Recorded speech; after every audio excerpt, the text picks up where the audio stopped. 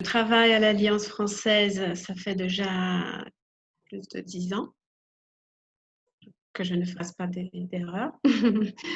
Donc, et comme coordinatrice, donc je commençais comme professeure, puis je suis passée à la coordination. Et là, je m'intéresse depuis, comme on parle pas mal de pédagogie, de nouvelles techniques de salle de classe, on parle pas mal des cours et des stratégies, quelques nouvelles stratégies pour animer les cours et aussi faire attirer plus l'attention, gagner du temps en salle de classe. Donc, et ça, maintenant, ça tombe très bien parce qu'on sait qu'avec la situation du Covid,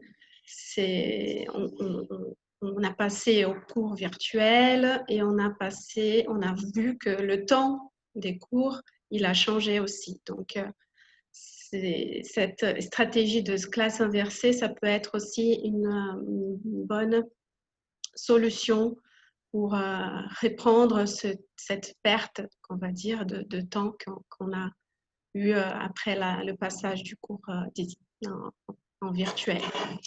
Je commence, je vais d'abord partager avec vous. J'ai commencé à faire cette réflexion il y a quelque temps. Donc, comme j'avais passé cette présentation, c'était une présentation pour beaucoup plus de temps. Donc là, je vais passer avec vous, je vais vous présenter plutôt des notions de base de la classe inversée. Mais avant tout, je voudrais faire avec vous un petit sondage, une petite enquête. Est-ce que vous avez vos portables avec vous ou même vous pouvez, je peux copier le lien et vous pouvez entrer dans cette enquête.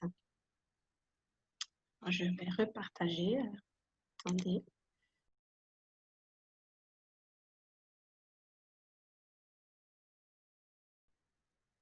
Donc, on a déjà, bon, la grande majorité qui a déjà entendu parler, mais ne sait pas encore trop de quoi il s'agit. Il y en a 20% qui savent déjà sur le sujet et quelques-uns aussi qui ne savent rien du tout. Donc, on va passer à même si ce n'est pas tout le monde, mais juste pour ne pas prendre trop de temps, on va passer à la deuxième question. Donc, je vais voir ici. Est-ce que vous avez déjà donné un cours inversé?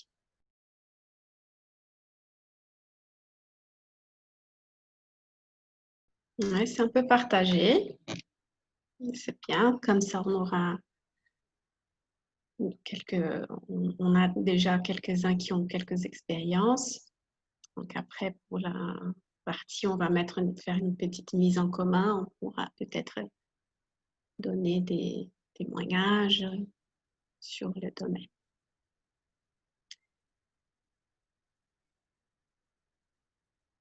Ok, on va voir. Donc voilà, merci. C'était juste pour que je puisse savoir un peu qu'est-ce que vous avez comme notion sur la classe inversée. Donc, je reviens sur ma présentation maintenant. Et donc, on va, comme je vous ai dit, passer à la question clé. Qu'est-ce que c'est la classe inversée? On va essayer de trouver des réponses assez simples, d'une manière complète aussi, dans la limite du temps. D'accord? Donc, en quelques mots, donc ça, c'est la notion de base de la classe inversée. Donc, la pédagogie inversée, c'est une stratégie d'enseignement-apprentissage où la transmission du savoir est faite à distance, en dehors de la classe, alors que les activités plus complexes, celles de haut niveau cognitif, ont un lieu en classe en compagnie du professeur. Donc, ça, c'est très joli, mais il y a quelques termes là qu'il faut qu'on décortique, qu'on voit de plus près. Donc, qu'est-ce que c'est une activité complexe au niveau cognitif? Donc, dans quel moment. Donc, il y a beaucoup de questions qui commencent, j'imagine, à apparaître dans votre tête. Donc, je vais juste mettre... Ensuite, je vous demande de reprendre un peu les modèles traditionnels de l'enseignement. Donc, pour entrer dans ce sujet, il faut avoir en tête quand même, c'est bien de faire une petite comparaison. Alors, l'enseignement traditionnel, on avait deux moments. Les moments où on faisait présentiel en salle de classe, ou c'était les moments où en ligne. Là, en ce moment, on parle des cours en ligne aussi. Mais c'est le moment où on apprend les contenus, d'accord? Et dans ces moments, on apprend les contenus, on commence à prendre connaissance de ces contenus. Après, le deuxième moment, c'est le moment où on est tout seul à la maison. Je pense que ça vous semble vraiment familier, ce petit schéma, parce que je pense que tout le monde ici a eu ces modèles d'apprentissage à l'école, n'est-ce pas? Donc, les devoirs, on est tout seul, on pratique, on essaie de développer ce contenu appris à la maison. Alors, si on inverse l'enseignement traditionnel, qu'est-ce que ça peut donner? Donc, à la maison, on fait ce qui était les leçons. En salle de classe, on faisait ce qui était les devoirs, donc la pratique, le côté plus d'interaction. Donc, ça, c'est un petit peu le résumé de ce qui est la classe inversée. Donc, il y a des moments en présentiel et des moments à distance qu'on peut faire, comme on peut jongler en fonction des contenus, de ce que vous trouvez pertinent. Alors, il faut avoir en tête, quand on a eu dans la définition des niveaux de base, de niveaux de cognition, alors cette pyramide, c'est la pyramide de Bloom. Elle classifie les objectifs d'apprentissage en 6 niveaux. D'accord? Ce qui est dans la base, ce sont les niveaux les plus simples, les objectifs les plus simples, et ce qui est en haut de pyramide, c'est les objectifs plus complexes. Donc, dans la classe inversée, qu'est-ce qu'on fait?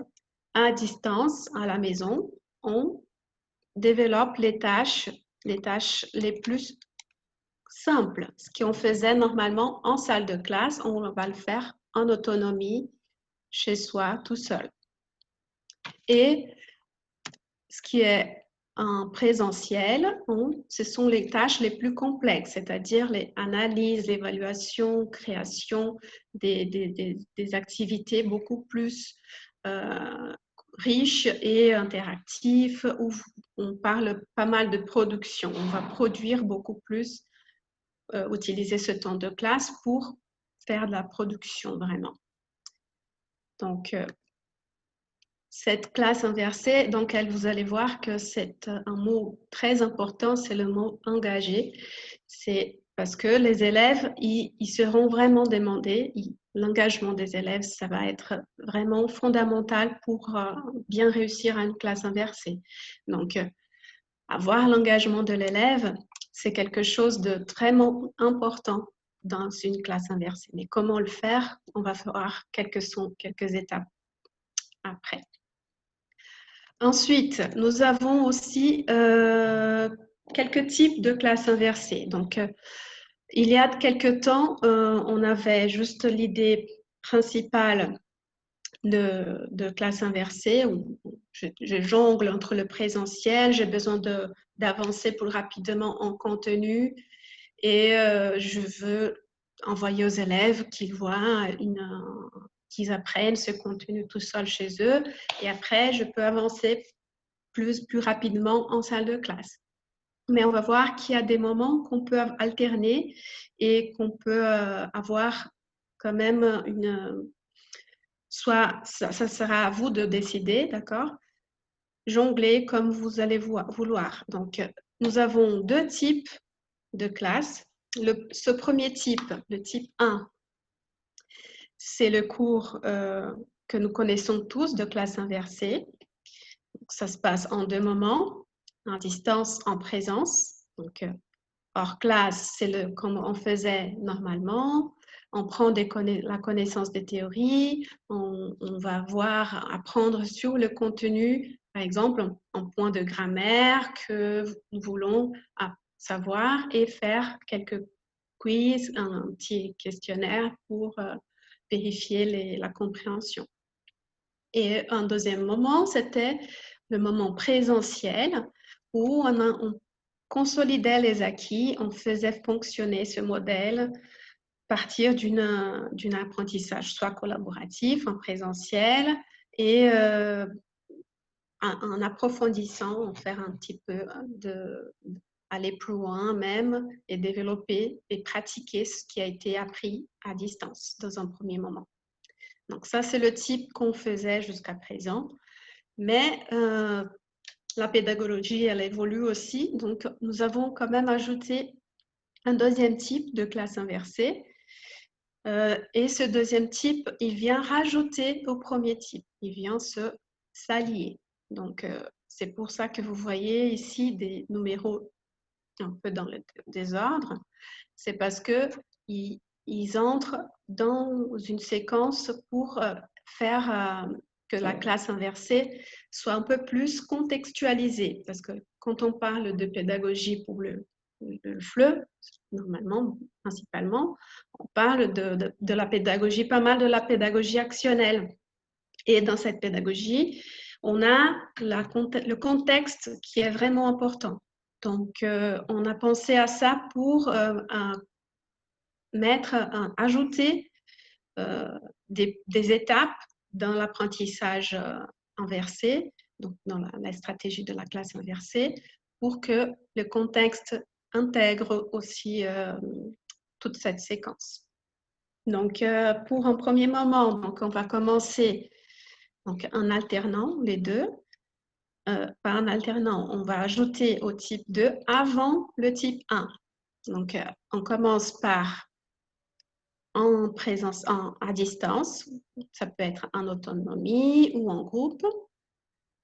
C'est le moment où on va chercher des informations, on va s'instruire sur la thématique, on va ramener les éléments des contextes visités, on prépare justement le contenu dans un contexte qui va être pertinent. Par exemple, si on va commencer à travailler une leçon sur les loyers, hein, sur les immeubles, les agences immobilières, on va parler de ce domaine. Donc, on peut, par exemple, donner une petite vidéo où on montre qu'est-ce que c'est cette situation. Donc, on va parler du marché immobilier, des offres d'appartements, type d'appartements. Donc, dans un contexte vraiment, en mettant en contexte la personne, un personnage qui va aller chercher un immeuble dans une ville, dans une autre, comment ça se fait, quelles sont les différences. Et ça peut venir aussi l'aspect culturel avec. Donc, et après, toujours essayer de faire que les élèves, que les apprenants, préparent aussi un document, une petite présentation. Donc, ça peut être une présentation, un petit résumé de ce qu'il a vu ou même notre recherche sur ce contenu. Donc, c'est le premier moment, c'est à distance. On va travailler plutôt le contexte. Dans un deuxième moment, on va voir justement la partie présentielle. On va présenter quelles ont été ces informations, les ressources trouvées. On va aussi identifier quelques différences. On va commencer à préparer et repérer les différences. Si c'est un sujet thématique à débattre, on va voir quels ont été les conflits, hein, les oppositions, les différences, les similitudes. On va faire des comparaisons par rapport au regard de chaque apprenant. Et finalement, on va expliquer des préconceptions, on va faire émerger des questions, faire des hypothèses pour commencer à avoir besoin du contenu ou du contenu théorique. Donc, ça peut être un point de grammaire, de vocabulaire. Donc, c'est le deuxième moment de la salle où on va justement voir et être vraiment, on va percevoir vraiment quel est le contenu, de quels outils j'aurais besoin pour arriver à aboutir à produire de la même manière que j'ai trouvé dans le contexte présenté, par exemple. Et là, on continue la séquence avec le type 1. On passe justement à la partie théorique, l'apprentissage. Et finalement, on va consolider les acquis à partir de l'application de toutes ces théories et de cette situation qui a été mise en contexte. Donc ça c'est un cycle beaucoup plus riche. Et là, je vous résume tout ça en images. Comme ça, vous avez un visuel aussi pour vous aider. Donc, un premier moment, on fait le type 2 à distance. C'est l'expérience concrète, la vie quotidienne, ce sont les contextes, les pratiques sociales qui vont venir, qui vont aider à repérer aussi pourquoi j'apprends ce contenu. D'accord? Donc, c'est un premier moment de contextualisation. Dans un deuxième moment, on va passer au type 2 en présentiel, c'est l'observation, on va faire la confrontation, modéliser, faire des hypothèses. Donc, on décontextualise pour voir quels seront les outils nécessaires. Et finalement, la troisième partie de cette séquence, c'est le type 1 à distance, c'est en autonomie, normalement. Conceptualisation abstraite, théorisation, on va rechercher le sens, on va systématiser, mettre en pratique ce contenu qui a été trouvé ici, quels sont les outils qu'on a trouvés dans les hypothèses. Et voilà, recontextualiser en dernier moment. En présentiel, donc c'est le type 1 en présentiel, on va expérimenter, on va appliquer, on va faire les situations problèmes, donc faire face aux situations, appliquer tout ce qui a été vu jusqu'à présent. Donc, et là, on peut reprendre et reprendre. Donc, les types 1, tout simplement, ça peut se faire parce on peut donner un contexte en présentiel, entrer dans le sujet et après commencer, donner juste, inverser la classe comme avec le type 1, ou vous pouvez tout faire en inverse, comme ça aussi. C'est une manière de gagner un peu plus de temps aussi. Donc, c'est à vous de jouer, à vous de décider quel est le cycle que vous voulez que vous allez avoir besoin pour un point que vous allez travailler. Donc, ça montre aussi ce cycle qui est continu. Donc, elle commence des moments avant, après, pendant. Avant, les élèves ils vont préparer et participer aux activités en salle de classe. Hein, donc, ils vont anticiper quelques contenus. Après, pendant, pardon, les élèves ils vont mettre en pratique ces concepts, donc en parler, discuter, collaborer et faire des hypothèses. Donc ça dépend des types que vous allez utiliser. Et après, vérification, apprentissage et élargissement et même production de l'objectif. D'accord? Donc, c'est un cycle continu et en même temps alterné entre présentiel et distanciel. Alors, à la maison, qu'est-ce qu'on peut faire? Donc, je vous montre ici quelques modèles de qu'est-ce qu'on peut faire à la maison. Donc, qu'est-ce que c'était? Qu'est-ce que ça serait les moments à la maison? Ce serait le moment d'enseignement qu'on avait à la maison, qu'on avait à l'enseignement traditionnel, à l'école traditionnelle. C'est le moment de l'enseignement, mais on va voir justement ça à la maison, en autonomie ou en groupe, ça dépend de comment vous allez voir faire. C'est le moment de recherche d'informations. C'est un moment où vous allez faire systématiser, donc répondre à des questionnaires, des quiz. ça peut être une lecture d'un article, d'un chapitre, d'un blog, visionner une courte vidéo, préparer une thématique à exposer. Donc, tous ces types, ce sont des types de moments où ils peuvent faire préalablement à la maison. Quelques interviews, ça dépend vraiment de la tâche que vous allez donner aux élèves. Et les moments de salle de classe, donc, ce serait le moment d'apprentissage. C'est le moment où on va justement utiliser tout ce qui a été enseigné à la maison, si vous voulez.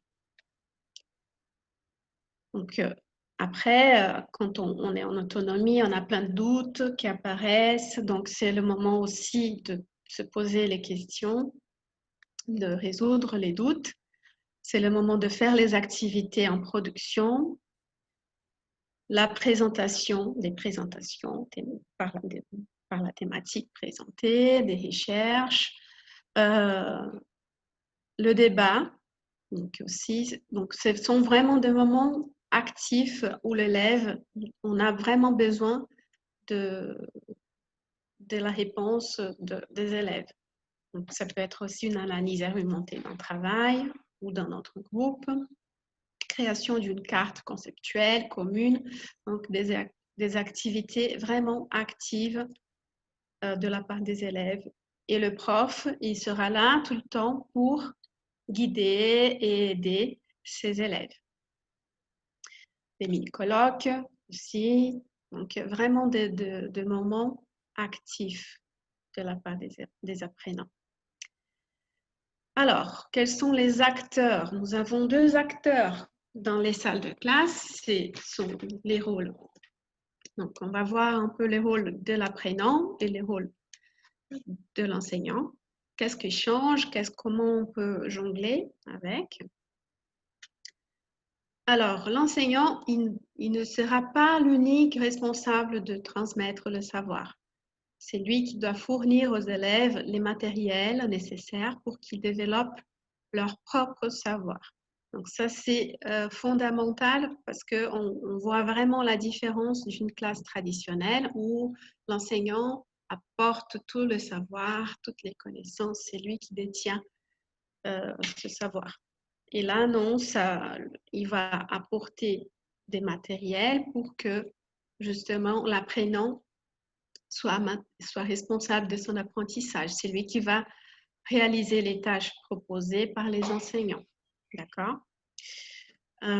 Donc, qu'est-ce qui change? Donc, le rôle dans l'enseignant, il va préparer les activités pour que tous les élèves apprennent le contenu préalablement à la maison. Il contrôle le déroulement du cours. Quand même, c'est lui qui doit avoir ce contrôle. Il va devoir aussi se montrer quand même disponible pour dissiper des doutes, clarifier des concepts. Ça, c'est très important lors des classes inversées parce que ce n'est pas parce que l'élève, il apprend tout seul chez lui qu'il n'y aura pas de questionnements qui vont apparaître. Donc, se montrer disponible, c'est vraiment important pour ce modèle de cours. Il doit aussi apporter les outils pour la réalisation de ces activités. On va voir ça, c'est un point vraiment important pour la réussite de la classe. Se certifier que tous les outils utilisés lors d'une séance inversée puissent être atteignables à tout le monde. Tout le monde puisse avoir accès et avoir entre les mains. Et il doit aussi assurer que tous les points de la leçon est traités pour pouvoir après continuer. Donc, se certifier. Donc, ça peut être une petite évaluation. Alors, et aussi, on va parler de l'évaluation à la fin. Pour l'apprenant, c'est lui qui va devoir donc préparer le matériel envoyé par l'enseignant. Apprendre vraiment. Donc, il va lui-même s'enseigner à partir du contenu envoyé. Il posera ses doutes à l'enseignant dans la classe et ce n'est pas seulement l'enseignant qui pourra lui répondre. Et c'est le moment où il va faire justement le travail le plus facile à la maison, à l'avantage de pouvoir voir et voir des contenus autant de fois qu'il veut. C'est lui qui fait le travail au niveau cognitif en classe et de façon collaborative. Donc, au moment de répondre, par exemple, des doutes aussi, ça se passe souvent, c'est les élèves même qui commencent à expliquer des contenus aux collègues qui parfois n'ont pas vu, n'ont pas eu le temps de faire l'activité et ou même qui n'ont pas compris un point de la classe. C'est lui qui va donc aider ses camarades avec ce qu'il connaît déjà. Donc, pourquoi inverser la classe? C'est une question vraiment importante. Pourquoi je dois faire ça? Alors, ce modèle de classe inversée, il nous permet de profiter du temps. Donc, moi, je dirais que le gain du temps, c'est vraiment important. Et comme j'ai dit avant, aussi le mot engagé. Je pense que c'est aussi des choses vraiment importantes dans la classe qu'on peut vraiment tirer profit. Donc, c'est avec la classe inversée, on va avoir profité de ce gain du temps pour interagir beaucoup plus que dans une classe qu'on avait une séquence complètement en présentiel, on va dire, ou en ligne, d'accord? Quand je dis présentiel, les deux, je veux dire les deux modèles, hein, les classes virtuelles ou les classes en présentiel, et principalement en virtuel en ce moment. On profite aussi de ce temps pour faire des activités, plus d'activités en groupe, donc on revient à la valorisation des interactions. On va échanger beaucoup plus ses connaissances. Donc, quand j'explique, j'apprends beaucoup plus facilement. C'est beaucoup mieux quand j'explique de retenir un contenu, de garder un contenu qui je domine. Donc, ça sert beaucoup à la fixation des contenus. Et je vais profiter de ce temps pour justement travailler beaucoup plus les productions écrites même et les productions orales. Donc, on a tendance à laisser la production écrite à faire à la maison normalement. Et c'est le contraire, c'est le moment où, quand on va justement écrire, c'est le moment où j'ai besoin vraiment d'un guide, de quelqu'un qui va me dire quelle est la stratégie pour cette production écrite, qu'est-ce que je dois faire pour écrire une lettre de motivation. Même si j'ai toute l'explication, c'est beaucoup plus riche quand j'ai le professeur à côté de moi qui peut m'expliquer qu'est-ce que je dois faire pour l'introduction, comment je peux modifier l'ordre des phrases pour que ce soit beaucoup mieux que quand je suis seule et sans guide. Donc, utiliser ces temps pour travailler à la maison en présentiel, principalement les productions, ça c'est très bien aussi pour la classe inversée. Et donc, on va passer justement de cette logique de face à face, hein, où je transmets toute ma connaissance, à une logique active, vraiment. On va impliquer toutes les personnes sont impliquées et dans une logique de côte à côte. Donc, c'est vraiment horizontal. Alors, quelques conseils pour la réussite de la classe inversée. J'ai mis là, je fais une petite mise en place là. Donc, il y a quelques ingrédients qui sont importants pour la classe inversée. La première chose que je dirais, c'est présenter qu'est-ce que c'est la classe inversée. Pas avec toute cette théorie que je vous explique, bien sûr, mais il faut quand même que les élèves sachent qu'est-ce que c'est une classe inversée, pourquoi on va utiliser cette stratégie en salle de classe. Donc, si on donne des activités sans qu'ils savent pourquoi je vais faire ça, vous allez pouvoir avoir des élèves qui ne vont même pas la regarder. Donc, présenter qu'est-ce que c'est, pourquoi faire, pourquoi vous envoyez ces activités pour qu'ils fassent. C'est important aussi pour réussir cette classe. Deuxième chose, c'est assurer l'accès. Donc, si vous allez regarder tous les outils que vous avez sélectionnés pour la classe et soyez vraiment sûr que tous les élèves ils aient accès à ces outils, que ce soit Internet, que ce soit un livre, que ce soit un audio. Donc, il faut que tout le monde puisse avoir accès au contenu. Troisième chose, objectif du contenu. Pourquoi je vais faire une classe inversée sur les logements? Pourquoi je vais faire ça? Donc, aussi, je dois savoir pourquoi je vais travailler ce contenu en classe inversée, mais pourquoi je vais utiliser ce contenu? Moi, je suis adolescent, je ne vais pas louer un appartement maintenant.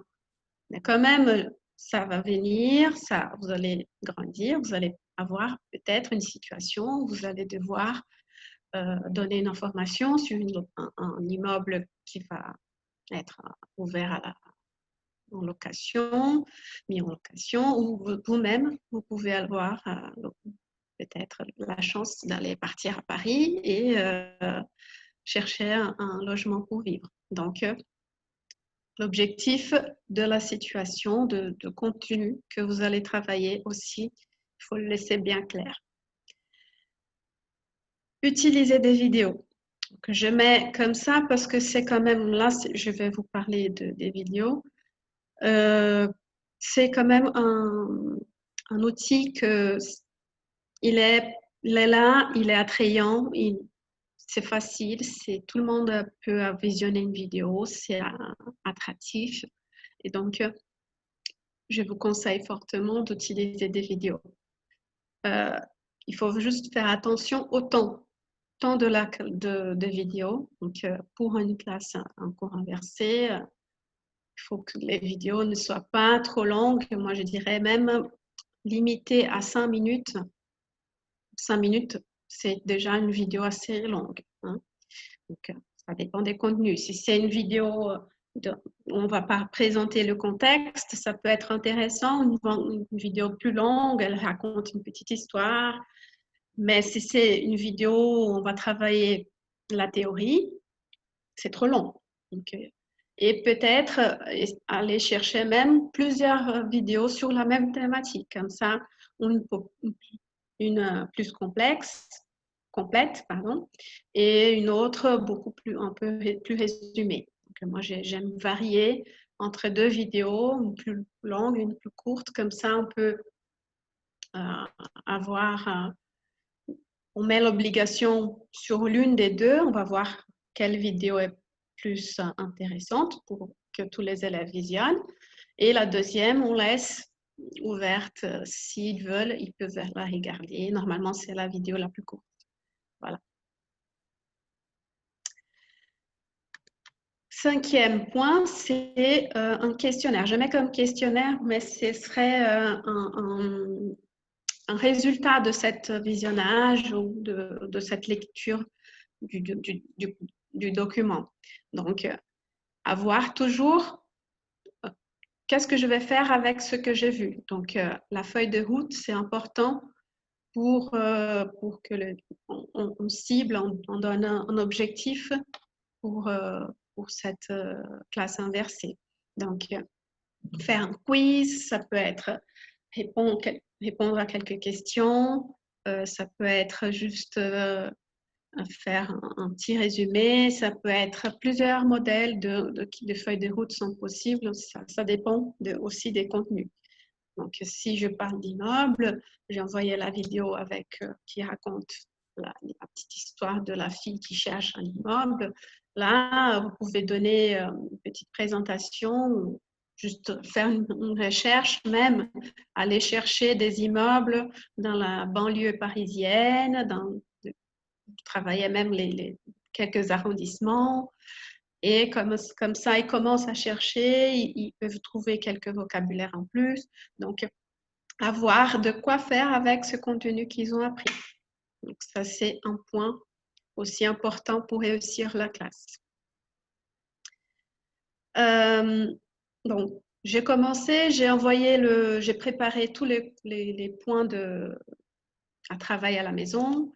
J'ai envoyé aux élèves, ils ont visionné, ils ont même fait le questionnaire, ils ont répondu, ils ont bien compris tout ce qui a été donné. Voilà, donc je peux passer à la suivante, mais il ne faut pas rester là. Donc, il faut penser, réfléchir aux activités qui seront prévues en classe. Donc, quand on parle du système là de type de salle de classe, l'alternance de type, donc pensez à reprendre un moment, à reprendre le contenu qui a été visionné pour vérifier, pour évaluer. Donc, il faut penser aux activités en salle de classe pour ne pas laisser donc passer. Donc, c'était bon, on ne va pas vérifier, on va avancer, on va continuer, on va sauter ça, c'est fait. J'ai gagné du temps. C'est pas ça. Donc, il faut justement prévoir des activités de réutilisation de contenu, reprendre un peu, faire la mise en commun, comparaison. Donc, c'est le moment où il faut réfléchir qu'est-ce que vous allez faire avec ces contenus qui a déjà été appris. Ensuite, là, c'est pour vous. Il ne faut pas oser, il ne faut pas tout inverser, d'accord? Faites petit à petit, commencez petit à petit. Si vous voulez bien réussir, faites une classe. Vous pouvez faire une classe type 1, par exemple, commencer à 2 moments, puis vous pouvez développer, faire à 4 moments, et comme ça, aller doucement. Parce que si vous commencez, ah oui, c'est super, j'ai appris, ça, je vais vraiment gagner du temps, je vais tout envoyer aux élèves, là, vous allez voir que c'est beaucoup de temps de préparation, vous n'allez pas réussir à tout faire, à tout produire d'un coup. Donc, commencez doucement et aussi, essayez de travailler en collaboration avec d'autres enseignants. Donc, ça, c'est vraiment important. Si vous travaillez avec une équipe, ça, c'est bien parce que comme ça, ou si vous avez un réseau comme IF Prof, où on échange pas mal de situations, de cours, donc échanger et collaborer avec d'autres enseignants aussi, ça peut vraiment vous aider parce qu'on voit que préparer une classe inversée, c'est pas si simple que ça prend vraiment du temps. On voit déjà avec les cours virtuels parce que ça prend un peu plus de temps à la préparation de ces cours. C'est la même chose avec les cours inversés. Ok, donc commencez doucement, parlez avec vos collègues, essayez de voir, est-ce que vous avez déjà travaillé ça, ça. Donc, interagissez entre vous, collaborez. Alors, on parle pas mal de classe inversée, mais il faut qu'on voit aussi quelques outils qui vont nous aider à la réalisation de ces classes. Donc, quand je vais préparer mon cours, il faut que je fournisse des outils, donc vérifie aussi l'accès aux outils aux élèves, mais donc il faut que je vérifie quels outils seront plus intéressants. Il y en a beaucoup d'outils que vous connaissez déjà, que ce n'est pas une nouvelle ici, vous utilisez, je suis sûre. Mais il faut vérifier que les élèves puissent aussi savoir comment l'utiliser, donc vérifier ça. Donc, les TIS. Alors, quels sont on sait déjà, là, principalement maintenant, les technologies de l'information et de la communication, ce sont maintenant vraiment des outils vraiment essentiels. Et ils nous aident vraiment à la réalisation de ces classes virtuelles et inversées maintenant. Donc, ils vont vraiment faciliter le travail en équipe, le partage de contenu. Ils vont valoriser les créations, la communication entre les élèves et l'interaction. Donc, on va travailler pas mal avec plusieurs outils. Par exemple, le travail en équipe, ça peut être un Google Drive partagé, ça peut permettre cela, l'interaction et le travail. La communication, même à WhatsApp, par exemple, ça peut être un facilitateur. Pour valoriser des créations, ça peut être des outils de création comme Canva. On fait des présentations très belles et on se surprend tous les jours avec les présentations de nos élèves. Donc, les partages des contenus, un drive partagé où on va mettre à disposition de nos élèves tout ce qui est texte, audio. Donc, tous ces outils sont vraiment importants pour les classes inversées. Alors, je vais vous présenter d'abord, comme je vous ai dit, les vidéos. Donc, ces capsules, ce qu'on appelle capsules vidéo, ce sont les courtes vidéos utilisées pour les cours inversés. Donc, ces capsules, elles ont vraiment une place importante dans la pédagogie inversée pour la transmission, parce que c'est aussi un support attractif, il est toujours à la mode, toujours contemporain. C'est l'activité la plus courante, la plus facile à faire à la maison et même n'importe où. Hein, on peut faire pendant qu'on va au parc, on peut regarder la vidéo que la prof m'a envoyée. Donc, je peux faire n'importe où, c'est mobile, vraiment mobile. La possibilité de regarder les capsules à n'importe quel moment et autant de fois qu'on veut. Parce que ça, c'est aussi un point vraiment important de la classe inversée parce que on voit que les élèves, après, ils aiment pas mal parce qu'ils peuvent voir et revoir, ils répètent jusqu'à ce qu'ils comprennent les contenus. Donc, ça aide aussi dans ce gain du temps du cours présentiel. Il faut avoir en tête que les capsules, c'est un outil intéressant, vraiment attractif, mais ce n'est pas indispensable. Il ne faut pas donner de vidéos, avoir des vidéos tout le temps. On peut aussi donner des lectures à faire, quelques activités à préparer, faire une petite recherche. Donc, ça peut être ça. Aussi, le contenu de la classe inversée, d'accord? Il ne faut pas rester collé à la vidéo. Attention aussi, ne réduisez pas la classe à l'utilisation des vidéos, juste envoyer une vidéo et c'est tout. C'est comme je vous ai dit, il faut faire une petite feuille de route, donner un objectif au visionnage et après en salle de classe, penser à réfléchir comment on va réutiliser tout cet apprentissage fait préalablement à la maison. Alors, si vous vous êtes intéressé, on peut avoir des vidéos capsules. Moi, je conseille pas mal de gens à la créer. Vraiment. Donc, si vous voulez créer vous-même une capsule vidéo, il y a quelques conseils que je voudrais vous donner quand même. Essayez de résumer d'abord le contenu, concis, simple, l'explication vraiment essentielle dans la capsule, c'est l'important.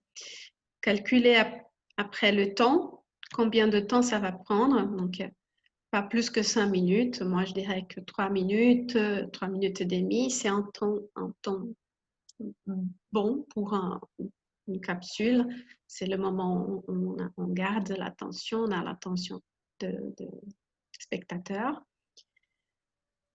Économiser. Donc, si vous allez faire une vidéo où vous êtes l'acteur de la vidéo, c'est bien, mais essayez de ne pas mettre beaucoup d'images derrière vous, un lieu assez clair, simple, pas beaucoup de distractions. Si vous faites une vidéo en animation, ne mettez pas beaucoup d'effets, de transitions, pop-up qui saute devant l'écran. Donc, une vidéo assez clean, c'est beaucoup mieux pour justement rester à garder l'attention des élèves. Après, si vous pouvez aussi enregistrer votre voix, donc faire une locution d'une vidéo, ou même prendre une vidéo et mettre une locution différente sur une autre image. Donc, juste des images des photos, et vous pouvez créer une présentation comme ça.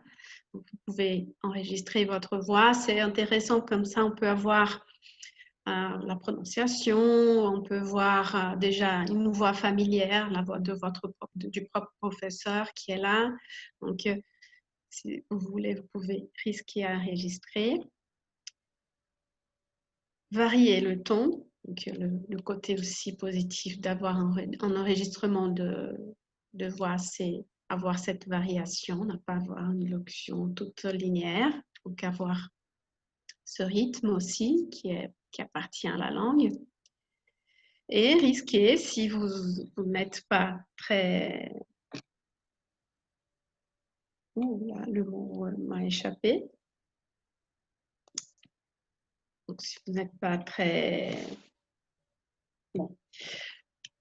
Risquer, essayez de vous présenter vous-même dans la vidéo. Ça peut être intéressant. C'est sympa de voir le prof, voir comment il parle, la gestuelle aussi qui est liée à la langue. Donc, ça, c'est quelques verbes que je trouve importants au moment de créer des capsules. Mais si vous ne voulez pas créer vous-même des capsules, je vous donne cette liste parce que parfois on ne peut pas trouver tout prêt. Il faut qu'on crée nous-mêmes parfois. Donc, c'est quelques étapes qu'on peut justement suivre. Et si on va créer, il faut qu'on utilise aussi quelques outils. Donc, il y a des outils en ligne disponibles. Un des outils s'appelle Powtoon. C'est un site en ligne où vous pouvez créer des vidéos animées avec des personnages animés. Et c'est eux qui vont expliquer, qui vont parler, expliquer la leçon. Il peut y avoir un enregistrement, vous pouvez enregistrer votre voix et mettre la locution ou juste faire le personnage qui explique ce qui est écrit. Donc, il y a des diaporamas, c'est un peu comme en PowerPoint. Vous créez un diaporama, un storyboard, un type de dessin animé et vous créez la séquence, la séance d'explication dans cet outil. C'est bien pour animer, rendre les vidéos plus amusantes. Il y a plusieurs thématiques qui sont déjà faites et prêtes dans le logiciel. Il y a la version gratuite, un peu plus limitée, mais c'est pas mal déjà. Il y a le logo qui va rester dans la vidéo, mais c'est assez facile à l'utiliser. Donc, on peut utiliser, c'est très, très, très bien. Un autre outil intéressant pour créer des vidéocapsules que vous pouvez utiliser, c'est Adobe Spark. C'est aussi en ligne pour créer des vidéos. Ça se ressemble un peu plus de Canva que Powtoon, mais on peut utiliser quelques dialogues, créer des dialogues. On peut mettre des photos, des phrases, créer des modèles pour illustrer déjà sur l'application même. Et on peut mettre du son, on peut développer des compétences orales écrites dans d'autres vidéos. Donc, Adobe Spark aussi gratuite en ligne et il a une version plus proche de l'outil Canva que je vais aussi vous parler. Il y a Loom. Loom, c'est un outil en ligne aussi qui on peut enregistrer notre écran. Donc, et on peut parler, on peut être affiché dans l'écran ou pas. C'est à vous de choisir. On peut configurer pour être affiché ou non. Et vous pouvez expliquer tout le contenu. Par exemple, si vous avez une présentation PowerPoint, vous pouvez avec Loom, l'enregistrer pour vos explications et puis avoir le lien et envoyer aux élèves. C'est aussi pratique. Et Canva, comme j'ai dit, c'est Canva qui se ressemble un peu à Adobe Spark, mais Adobe Spark, on peut faire des vidéos avec.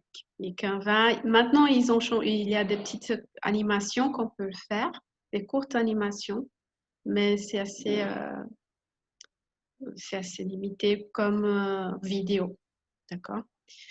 C'est, par exemple, vous pouvez créer une séquence, une animation, une affiche, des affiches que vous voulez pour illustrer vos vidéos. Vous pouvez utiliser Canva. Il y a beaucoup de, de modèles très beaux, très jolis, presque tout fait. Il faut juste changer quelque chose. Donc, c'était les les 4 outils les plus utilisés pour les vidéos. Mais on peut aussi trouver des capsules déjà faites sur Internet. Donc, il y a YouTube, Dailymotion. Il y a ce Padlet-là qu'on peut... je vais vous montrer. Je vais l'ouvrir et le partager.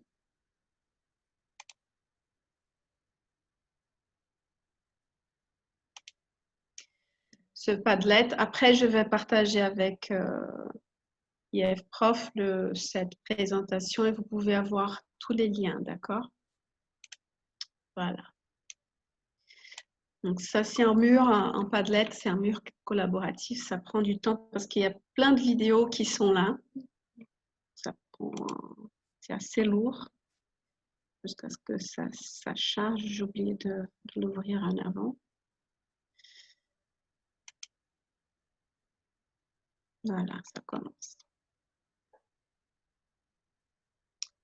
Donc, il y a plusieurs points, mais ça, c'est un mur où ils ont partagé pas mal de vidéos sur les points de grammaire, d'accord? Et donc, il y a plusieurs vidéos qui apparaissent, mais bon, je ne vais pas attendre à ce que ça charge, mais vous allez pouvoir après le trouver. C'est Padlet Marie 34, méthode inversée. OK. Donc là, il suggère une vidéo. Et là, c'est à vous de voir qu'est-ce que vous allez faire avec cette vidéo, comment vous allez la travailler. Mais il y a plusieurs vidéos déjà regroupées dans ce Padlet. Je reviens sur la présentation. Alors, attention à la qualité des vidéos. Donc ça, c'est vraiment important. Si vous allez réutiliser une vidéo capsule déjà prête, vérifiez, écoutez avec des écouteurs, la qualité du son, si vous comprenez bien le contenu, l'explication est bien faite, bien résumée. S'il manque de choses dans cette explication, donc vérifiez vraiment la qualité de cette vidéo que vous allez utiliser. Ça, c'est vraiment important. Parce qu'il y en a plein de vidéos, mais il y en a qui a d'erreurs qui peuvent avoir. Donc, c'est pas ça qu'on veut, n'est-ce pas? Alors, je vous envoie aussi, je vous montre quelques applications qu'on peut utiliser. Donc là, je vais entrer dans les outils vraiment pour l'utilisation ou que ce soit de la part des élèves, que ce soit en salle de classe, ça peut être à vous de choisir. Donc, pour quelques applications pour créer des actes d'activité, quiz, enquête, là, nous avons déjà ce qui est le plus connu, Google Forms. Donc, si vous voulez faire des enquêtes, poser des questions, faire un quiz pour vérifier la compréhension de contenu à vos élèves, vous pouvez utiliser soit Google Forms. ISLMS, c'est un autre site qu'on peut faire des questionnaires. On peut déjà mettre les liens de vidéos que nous voulons que les élèves regardent. Ce qui est intéressant, c'est qu'on peut accompagner les réponses, voir quelles ont été les réponses données. On peut vérifier quelles sont les erreurs de chaque prénom, donc pour pouvoir après répondre en salle de classe aux questions. Donc, Online Quiz Creator, c'est le même, d'accord? C'est les deux noms du même site. Quizlet, c'est pour créer aussi c'est un site qui a plusieurs formes, mais c'est pas mal pour travailler le vocabulaire et créer des listes de vocabulaire. On peut, là, les élèves eux-mêmes, ils peuvent créer leur liste de vocabulaire. Ça crée des petites fiches avec des images, des glossaires. Donc, ça ressemble un peu à un dictionnaire personnel. Donc, et après, avec tous ces vocabulaires, il peut générer des activités associées aux listes de vocabulaire créées. Donc, si on crée une liste de vocabulaire sur le transport, il va pouvoir après faire de petits exercices sur le vocabulaire, un exercice d'association, d'image, où on va réutiliser et systématiser ce vocabulaire. On peut aussi travailler la prononciation. Là, dans la version premium, on peut enregistrer notre propre voix, mais on peut utiliser la prononciation proposée du site même. Donc, faire de deux manières. Et on peut mettre des images, ajouter. Donc, c'est très riche, très complet pour le vocabulaire, travailler le vocabulaire des élèves. Encore sur un peu plus pour les enquêtes, Mentimeter, c'est l'outil que j'ai utilisé avec vous pour faire la première enquête sur la classe inversée. Ça, c'est très intéressant. On peut poser des questions en classe et voir tout de suite les réponses qui ont été faites. Donc, pour un débat, quand vous animez un débat aussi, ça peut être vraiment riche. Par contre, on ne peut pas savoir qui a répondu, d'accord? Ça, c'est anonyme. Open Sondage, ça c'est aussi un site où on peut faire, donc il y a un lien ici où je vous ai préparé déjà. Alors, je viens ici, je vais vous montrer. Ah non, je n'ai pas ouvert, pardon.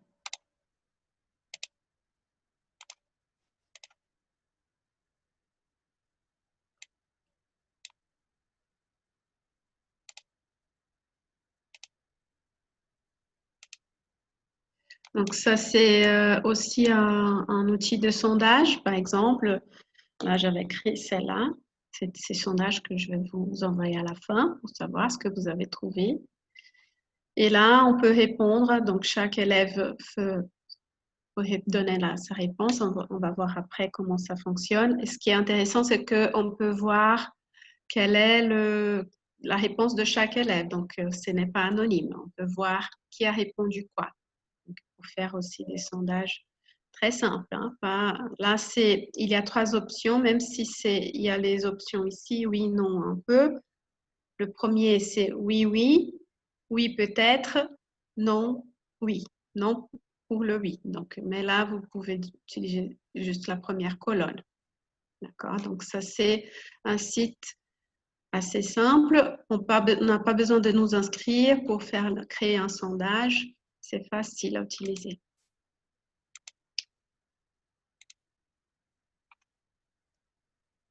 Il y a CryptPad aussi, on peut aussi créer des sondages, mais il y en a d'autres outils aussi disponibles. Il y a des pads que vous pouvez utiliser pour faire des productions en collaboration. Il y a pas mal de choses disponibles. CryptPad. Pour Everywhere, c'est avec cet outil-là que je vais vous poser la dernière question.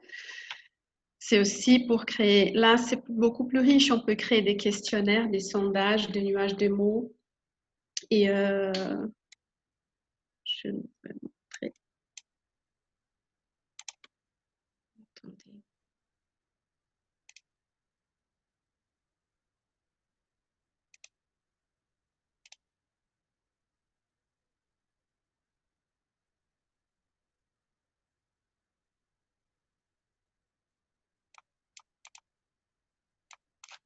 ici.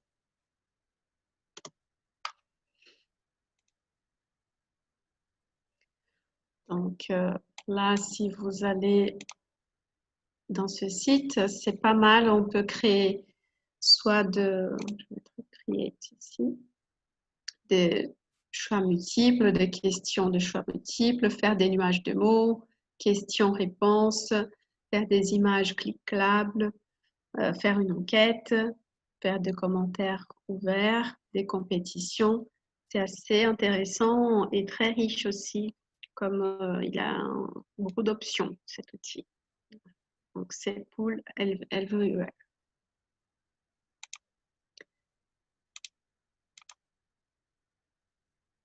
Ensuite, nous avons aussi quelques outils pour mettre en pratique les connaissances apprises. Donc, au moment où les élèves ont appris, par exemple, les types 1 à distance, Learning Apps, c'est un outil de création d'activités pédagogiques interactives. Donc, les élèves pourront pratiquer les contenus. Ce sont des modules, des exercices vraiment interactifs, intéressants qu'ils peuvent utiliser et faire tout seul ou même en salle de classe, si vous voulez. C'est à vous de choisir.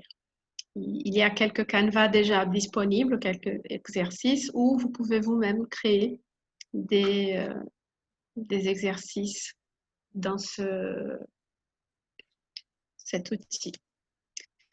Wizermi aussi, moi je vais avancer un peu plus vite parce que je vois que notre temps est à la fin. Et quelques fiches d'exercices en ligne. On peut aussi choisir des différents types de questionnaires, de QCM, exercices d'association. On peut voir les réponses des élèves. Learning Apps, on ne peut pas voir les réponses, d'accord? Mais ils peuvent vérifier les réponses. Pour organiser des idées, il y a Scramble, c'est des tableaux de post-it.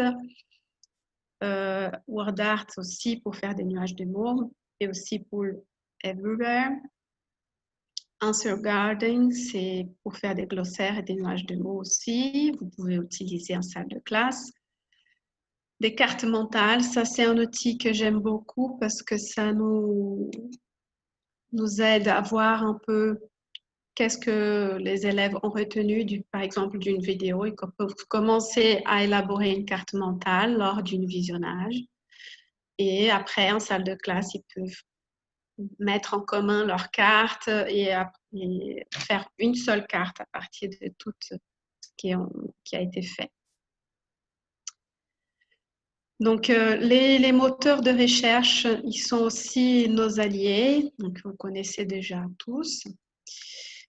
Il y a pas mal d'outils d'interaction aussi importants et utiles dans les classes inversées, justement parce que comme nous sommes maintenant à distance, il faut qu'on disponibilise des contenus, donc il faut mettre en commun quelques connaissances, quelques documents sonores, visuels. Donc, on peut utiliser, ça c'est quelques outils qu'on peut utiliser pour interaction. Des pads, quand je parle de pads, donc il y a Padlet, CryptPad et Framapad, ce sont des sites web où vous pouvez créer des murs ou des documents collaboratifs. Donc ça, il suffit de créer un document, partager le lien et ce lien, tout le monde qui a accès au lien peut interagir en même temps, simultanément dans le document. D'accord. C'est très, très intéressant pour pouvoir justement voir et accompagner la compréhension ou la suite d'une activité en ligne. Les moments de présentation, parce que c'est aussi un moment important dans les classes inversées, c'est pas mal de moments où on va parler. Les élèves ils vont eux-mêmes présenter, expliquer ce qu'ils ont fait. Donc là, j'ai mis Padlet, mais tout ce qui est Pad revient ici, d'accord? Parce que ça peut aussi aider dans la présentation. Quand on parle d'évaluation, on parle d'évaluation dans toutes les séquences, donc il ne faut pas qu'on oublie ça. Donc il y a quelques différentes façons d'évaluer dans la classe inversée. aussi, il faut qu'on évalue. Donc, dans cette partie, il faut juste penser que la manière d'évaluer dans les classes inversées, ce serait essayer de penser à une évaluation plus dynamique, que ce soit moins frustrante, et même pas que les élèves puissent s'apercevoir qu'ils ont été évalués. Donc, il y a 3 types d'évaluation: formative, en situation authentique, certificative et sommative. Donc, je vais avancer ça. Ce sont les types d'évaluation dans chaque modalité. Et pour les outils, je vais devoir avancer un peu plus rapidement là aussi. Pour l'évaluation, on peut utiliser déjà Kahoot, c'est un jeu que je pense qu'il y a pas mal de gens qui l'utilisent déjà. Socrative aussi pour créer des questionnaires, pour tester les connaissances. Plusieurs méthodes d'évaluation comme un questionnaire normal ou avec le temps. Ça ressemble un peu à Kahoot, d'accord? Quizbean, où vous pouvez aussi créer d'autres similaires, d'autres quiz aussi que vous pouvez utiliser. Et Google Forms aussi, qui est un formulaire où vous allez pouvoir vérifier les compétences acquises. Il y a Open Sondage, comme je vous ai montré, pour le VR, Mentimeter. Tous ces outils de sondage aussi ce sont des moyens de manière d'évaluer, de vérifier la compréhension des élèves ou ce qu'ils ont appris.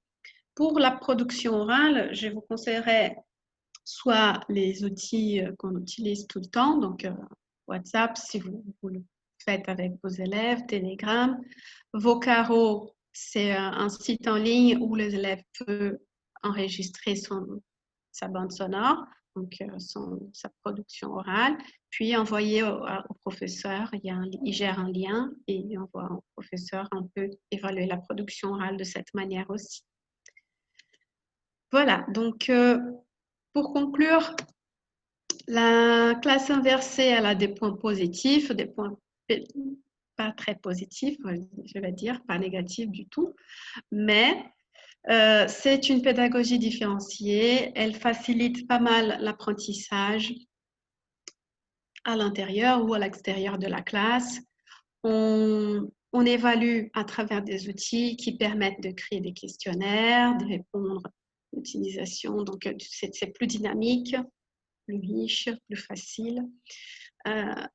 Quelques matériels, ils sont toujours disponibles, donc c'est la facilité à avoir l'information vraiment, elle est là, disponible, quand je veux, où je veux.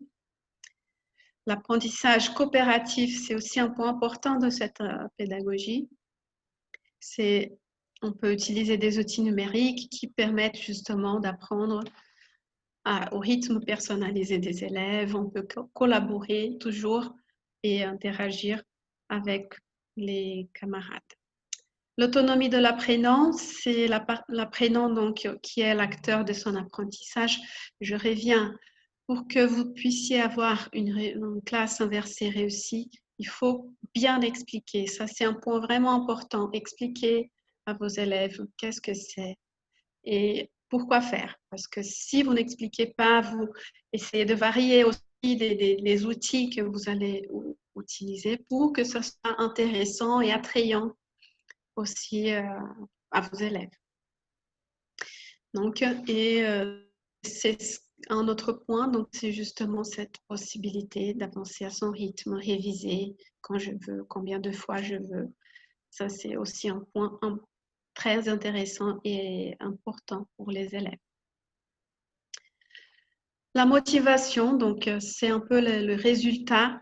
Donc cette pédagogie, elle va vraiment, vous allez voir, éveiller l'envie d'apprendre. Au départ, vous allez pouvoir avoir des groupes où pas tout le monde a fait l'activité, a réalisé ce que vous avez demandé, mais petit à petit, ça devient un outil facile et ils commencent à s'habituer. Et ça va vraiment ils vont voir que ça va faciliter pas mal et ils vont être motivés. Ça va maximiser l'engagement des élèves, parce que là, vous allez voir que ça dépend vraiment d'eux. Et ils seront moins stressés parce qu'il n'y a pas le doute qui reste. Donc, ils connaissent déjà le contenu. Ils viennent déjà dans un... Ça change leur situation en salle de classe parce qu'ils sont beaucoup plus confiés. Confidents, non pas confidents, ils sont plus sûrs Plus d'eux-mêmes. confiant, oui. Plus confiants, voilà. Donc, voilà, c'est ça on voit après quelques classes inversées. Des cours aussi plus intéressants, interactifs, dynamiques. On voit que cette interaction dynamise pas mal les cours parce qu'ils sont actifs, c'est vraiment évident. La motivation à cause de l'utilisation des dispositifs, c'est aussi un point. Attends, j'ai des chiens ici à côté. On gagne du temps. Donc, on a le temps de salle de classe qu'on pourra justement profiter pour approfondir les connaissances, développer les productions et aller même plus loin. Donc, ça, c'est vraiment intéressant de la part de ce qui nous propose la pédagogie. On a plus de temps pour aider aussi les élèves dans leurs difficultés, proposer d'autres activités d'approfondissement ou de réparation, donc de rattrapage. Donc, si on voit qu'un élève n'a pas encore compris, donc on peut remédier à tout moment avec ce temps qu'on a gagné.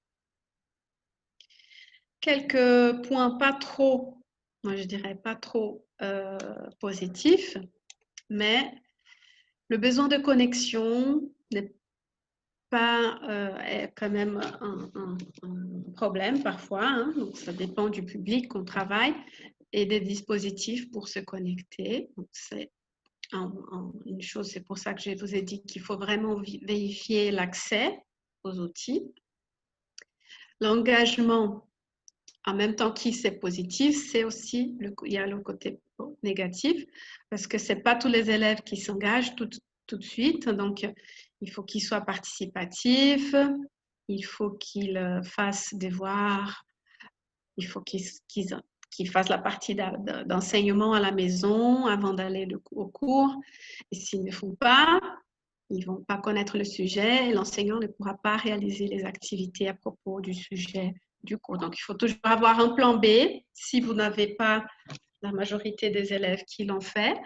Et si il y a un ou deux élèves qui n'ont pas fait, normalement, c'est le groupe qui va résoudre cette situation. Donc, c'est eux qui vont pouvoir expliquer qu'est-ce que c'est, comment faire, quel était le contexte. Donc, là, on peut quand même, il faut mesurer combien d'élèves n'ont pas réalisé la tâche avant d'avancer le cours. La personnalisation, donc il doit mieux connaître les besoins de chaque élève, mais ça c'est un côté aussi positif, hein, parce que j'ai mis là parce que c'est, on va dire, ça donne beaucoup plus de travail au professeur du côté que il va vraiment observer l'acquisition de chaque élève personnellement. Donc, voir quels sont les acquis d'une manière vraiment individuelle. Donc, va falloir avancer un peu au rythme des élèves. On doit aussi observer les élèves quand ils travaillent en classe, comment ils répondent. Donc, c'est là un peu la partie d'évaluation.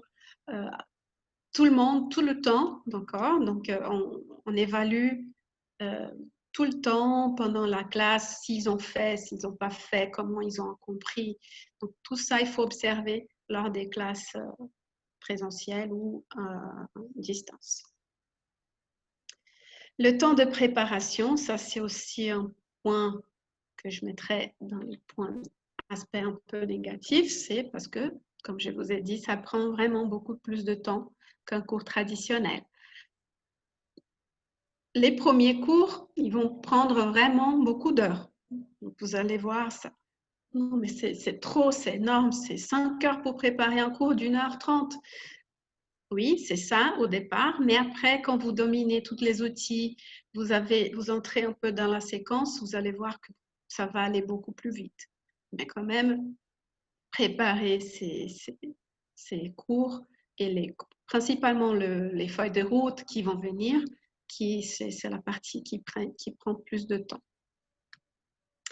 Voilà, je m'excuse parce que j'ai dû courir à la fin. J'étais trop bavarde. Et voilà mon mail, si jamais, si vous avez des doutes, des questions, je suis disponible pour vous aider. Merci. Merci beaucoup, Marcel, pour cette explication extrêmement riche et précise de comment fonctionne la classe inversée. Si vous êtes arrivé en ne sachant rien du tout de la classe inversée, je pense que vous en savez beaucoup plus. En tout cas, c'est mon cas. Je ne pensais même pas découvrir autant d'outils. J'en connaissais déjà quelques-uns, mais j'avoue que j'en ai découvert. Donc, merci aussi pour ça.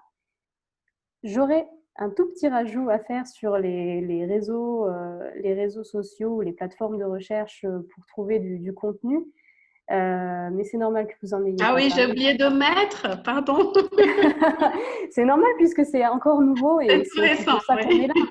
là. Sur IFProf, si vous allez sur Voilà. IFProf, vous êtes tous membres maintenant, il suffit de taper dans les mots-clés classe inversée, vous avez une quantité de ressources qui sont publiées. Alors ça peut être des vidéos aussi, comme disait Marcel. Il y a aussi des articles sur ça. Donc pour approfondir le sujet, vous pouvez aussi passer par IFProf. C'est vraiment une mine très intéressante de ressources. Est-ce que par hasard, parmi tous les gens présents, il y aurait quelqu'un qui aurait une question à poser à Marcella sur ce qu'elle vient de dire, ou éventuellement un commentaire, ou voudrait parler même de sa propre expérience en classe inversée, c'est possible? Ou est-ce que tout le monde est extrêmement satisfait et a eu toutes ses réponses avec cette présentation qui a effectivement été très complète?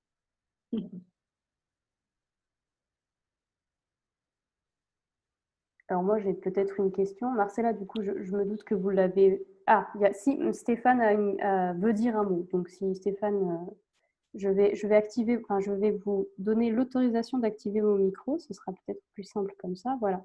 Donc Stéphane, tu peux l'activer. Oui, merci. Donc, c'était vraiment super. C'était super complet. Juste un petit mot sur la partie où tu as dit que ça prenait beaucoup de temps au début pour préparer tout ça. Une des alternatives, c'est peut-être d'utiliser une méthode. Parce que Oui, même avec les vidéos, et par exemple, Tendance, qui est une méthode que j'utilisais en classe et que je n'aimais pas trop en classe, finalement, pour la classe inversée, ça marche très bien avec les petits niveaux. Parce qu'on leur demande de regarder les vidéos. Il y a déjà toutes les activités de compréhension globale et détaillées qu'ils peuvent faire à l'avance. Et quand après, on se voit, alors maintenant, on se voit par Zoom, hein, mais donc quand après, on est ensemble avec le groupe, on fait déjà du débriefing et on parle beaucoup plus librement. Ça libère un peu la parole et ça demande moins de préparation que de partir avec des exercices qu'on prépare nous à l'avance, etc. Parce que j'ai essayé aussi et ça prend du temps. oui. Une Oui, méthode. c'est vrai pardon, c'est vrai qu'une méthode, elle nous aide pas mal à guider justement et nous fournit pas mal de- des vidéos, des textes même qu'on peut déjà avancer dans les classes inversées. Ouais, effectivement. Oui, très bonne idée de Stéphane. Merci pour ce commentaire. Donc là, je vous ai autorisé à activer vos micros, ce que je n'avais pas fait avant de vous poser la question et de vous demander si vous vouliez intervenir. Donc, si jamais vous voulez intervenir, vous avez tout à fait la possibilité d'activer vos micros ou encore d'écrire dans le chat. Et donc, j'avais une question, si personne ne se manifeste, non. C'est par rapport à votre propre expérience, Marcella. Est-ce que vous avez pu, vous nous parler de sites très intéressants pour voir un peu les statistiques de Oui. comment est reçue la classe inversée par les apprenants? Est-ce que vous avez déjà un petit peu évalué ça? Et quel est le taux de satisfaction, entre guillemets? Est-ce que les apprenants sont contents, est-ce qu'on a l'impression qu'ils apprennent plus vite, mieux, ou est-ce que c'est pareil qu'une classe, un cours traditionnel? Oui, alors, donc, quand j'ai commencé à chercher des stratégies pour les cours, c'était quand je commençais à travailler avec des groupes adolescents, donc, où la motivation, on connaît déjà, hein. Principalement des adolescents qui vont étudier l'après-midi, après le déjeuner, qui commencent à s'endormir pendant les cours.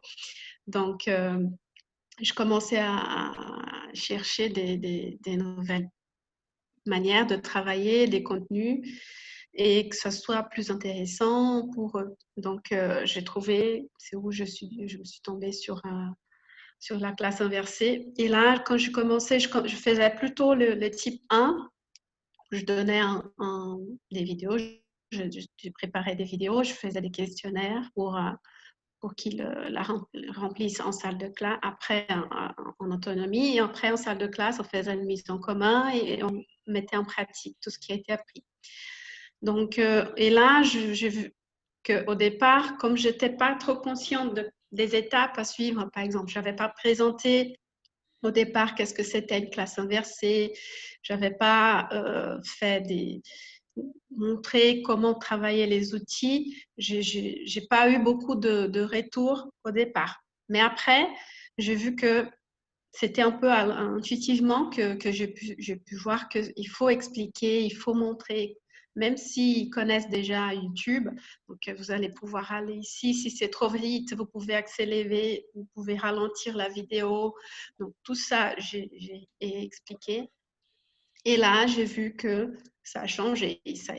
J'ai eu une grosse adhésion. Par exemple, j'ai fait un cours sur le présent. C'était pour travailler les contenus du présent, des verbes au présent du premier groupe.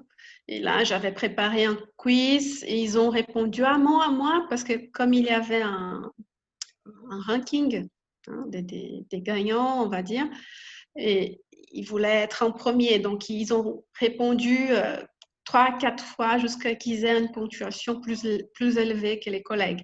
Donc, on a vu que ça a changé comment ils ont vu la classe inversée.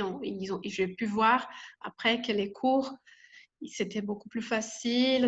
On a gagné du temps justement pour écrire en salle de classe, moi, je trouvais aussi très difficile de travailler la production écrite, parce que je voyais que parfois quand je recevais les productions faites à la maison, je voyais que c'était des petites modifications que si j'étais à côté, ils n'auraient pas fait de la même manière.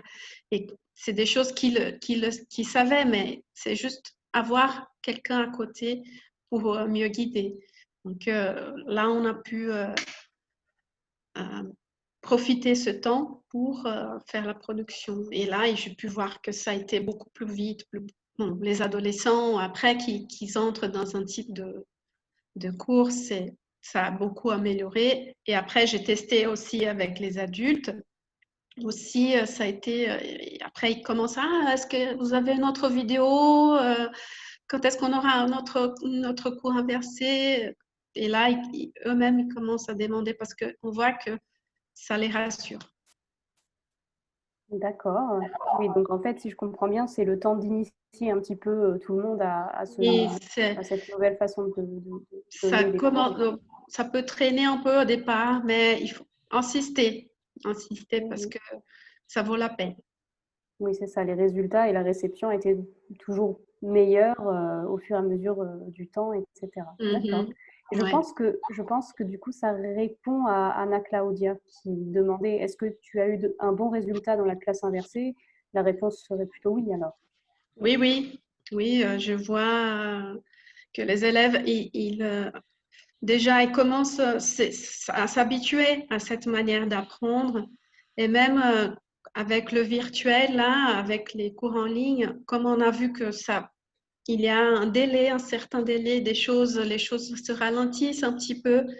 Parfois, même la connexion n'est pas de notre côté. Si on veut travailler une vidéo, faites-la travailler en inversé, parce que si la méthode vous propose cette vidéo, faites inverser la vidéo et vous gagnez, vous faites face aux empêchements d'un cours virtuel ou un cours présentiel. Donc, vous allez pouvoir contourner ces problématiques avec cette stratégie. Oui, c'est pratique quand on a besoin d'Internet en direct, etc. Quand on fait un cours virtuel, ça peut être très pratique, effectivement. Ouais. D'accord. Est-ce que quelqu'un d'autre a une réflexion?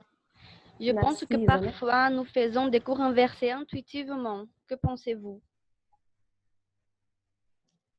Oui, mais c'est très léger, hein, je dirais, parce que quand on donne une vidéo à visionner avant le cours, c'est pas tout à fait inverser une classe.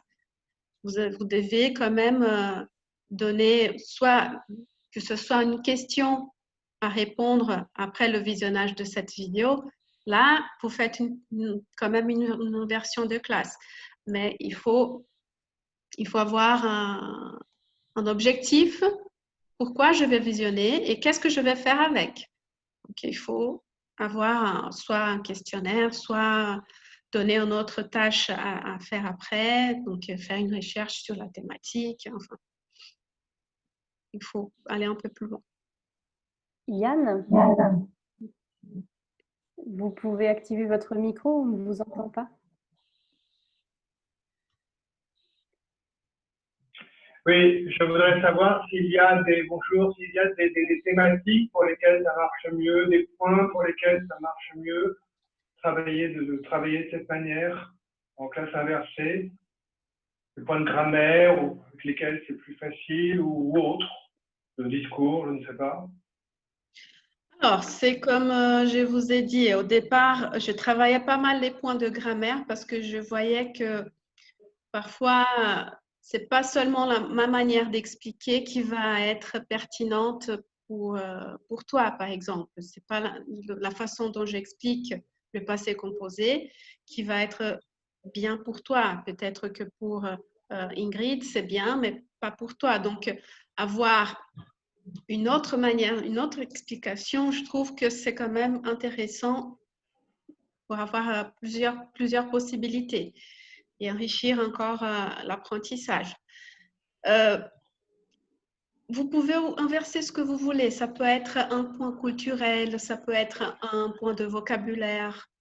C'est comme je vous ai dit, le contexte. Moi, je pense que là, la partie de contextualisation aussi, c'est très intéressant parce que ça donne un cible. C'est pourquoi je vais commencer à travailler ces contenus et ça va venir de moi-même parce que c'est moi qui va aller chercher ces contextes. Donc, si je cherche le contexte, je comprends ce contexte et après, je commence à parler avec mes collègues et à trouver, donc faire des hypothèses, commencer à trouver, mais qu'est-ce que je vais faire avec, comment je vais travailler ça, de quoi j'aurai besoin. Et là, c'est l'éveil de l'apprenant. C'est lui qui va commencer à faire partie vraiment de l'apprentissage. C'est lui qui va justement nous donner la direction. D'accord? Même si on suit une méthode, on peut diriger nous-mêmes parce qu'on va donner une vidéo, on va travailler comment raconter faire un témoignage raconter votre histoire, par exemple. Là, j'aurais besoin de quelques outils. Je vais avoir besoin de parler au passé, à l'imparfait, alterner les deux temps.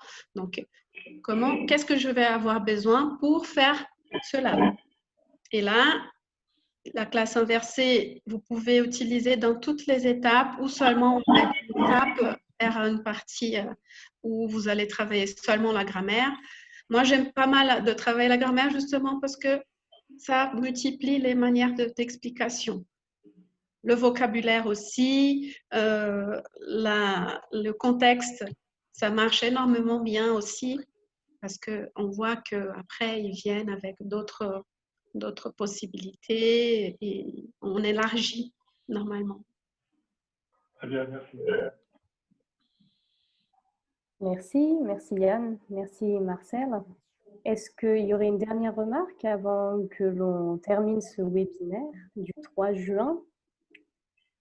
Je ne crois pas, je ne vois pas de main virtuelle ni réelle se lever. Donc, c'est le moment de vous remercier, c'est le moment de remercier Marcel, de remercier les animateurs et les IFProf qui sont présents. Sachez que demain matin, pour la première fois, dans le cadre des rendez-vous de la coopération éducative, nous avons organisé une conférence en ligne avec l'intervention de 2 personnes, M. Philippe Blanchet de l'Université Rennes 2 et M. Francisco del Olmo de l'Université fédérale du Paraná. Ils vont nous parler donc de l'intercompréhension pendant 1 heure, 1 heure et demie. Et la semaine prochaine, rendez-vous comme aujourd'hui, mercredi 15h, pour parler cette fois-ci de la phonétique française pour les Brésiliens avec Marina da Costa. Ah non, je vois Avelino qui lève les mains, mais je pense qu'il ne me parle pas. Non, c'est bon. C'est que je vous vois tous et je pensais qu'une personne allait faire un commentaire à la fin. Je suis perturbée par les grands gestes d'Avelino Neto, qui n'écoute visiblement pas ce que je suis en train de dire. Donc, rendez-vous demain matin pour ceux qui sont présents pour la conférence et rendez-vous la semaine prochaine pour le prochain webinaire ou sinon rendez-vous sur IFProf. Merci à tous d'être venus. Merci de votre attention et à très bientôt. Merci Marcel. Merci beaucoup. Merci à tous. Au revoir. Au revoir. Au revoir, à bientôt. À bientôt.